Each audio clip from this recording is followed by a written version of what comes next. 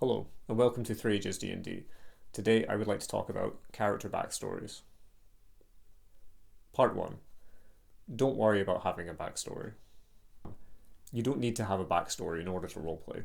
Some players, who have more of an interest in writing, will write a backstory, and others will not.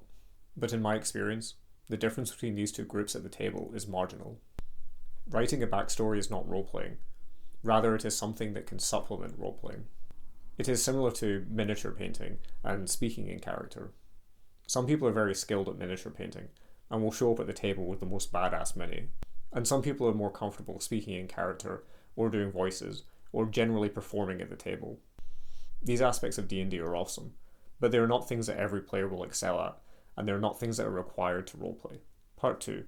What to expect from a backstory. So let's talk about how to go about writing a backstory, starting with what to expect. 99.9% of what players put into their backstory will not come up during the campaign. And that's fine. Tabletop roleplaying is about what actually happens at the table during the game. You need to be prepared for the fact that whatever intrigue plot you put into your backstory will probably not come up during the campaign. A common mistake for players to make is to tie their characters' motivations too closely to things that happened in their character's past. Things that the DM and other players may only have a passing reference to. Remember that the most awesome and exciting things that will happen to your character will occur during play over the course of the campaign. Don't let your backstory define your character and overshadow the campaign. Part 3. What to add to your backstory. Your backstory does not have to be a story. It can be a short list of facts, such as where your character is from, what their favourite food is, and whether or not they've met any of the setting's famous NPCs. You don't need to go into a lot of descriptive detail or tie things together into a narrative. Simply stating that you crossed the Thieves Guild and that they're out for revenge gives your DM plenty to go on when creating adventures. The more detail you provide, the harder it becomes for the DM to incorporate your backstory into their world. I was once playing in a game where I had written into my backstory that my character had learned healing magic when travelling in the south during her youth. My DM was able to take this, along with other aspects of my backstory, and created an NPC who was the mentor of my character during that time.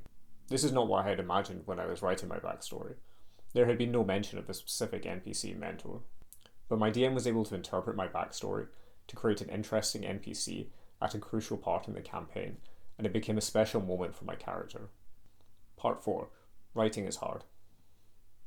Writing is hard, and what seems clear and important to you will not appear so to the other players and to the DM. If there are aspects of your character's backstory that you want to highlight, actually highlight them with a highlighter or summarize them in bullet points. The more information you provide, and the more your backstory begins to resemble an actual story, the more likely it is that the DM is going to miss details that you think are crucial to your character. Part 5. Retcon your character. It can take a few sessions to settle into a character, and you shouldn't feel that you're locked into playing a character that you don't like. If there are any aspects of your backstory that you want to drop, just go ahead and drop them. And if there's anything that you do like, emphasize it. Well, that's all for now on 3 Ages D&D. I hope to catch you guys next time.